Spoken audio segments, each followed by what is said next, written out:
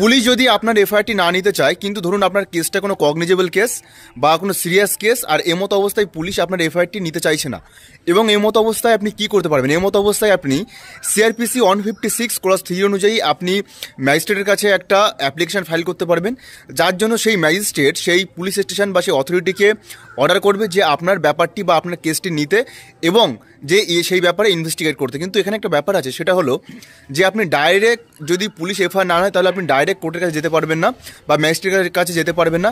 এখানে পুলিশ যদি আপনার কেসটি না নেয়, তাহলে তারপর আপনাকে কি করতে হবে? তারপর আপনাকে যে এসপি আছে সেই এসপিকে একটা নোটিশ করতে হবে।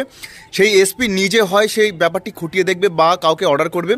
এবার ধরুন সেই এসপি কোনো রেসপন্স করছে না বা কোনো আপনার ব্যাপারে কোনো গুরুত্ব দিচ্ছে না, তারপর কিন্তু আপনি ম্যাজিস্ট্রেটের কাছে সিআরপিসি 156(3) অনুযায়ী আপনি একটা অ্যাপ্লিকেশন ফাইল করতে পারবেন, এবং তারপর কিন্তু ম্যাজিস্ট্রেট সেই পুলিশকে অর্ডার করবে যে আপনার কেসটি নিতে বা আপনার কেসটিকে ইনভেস্টিগেট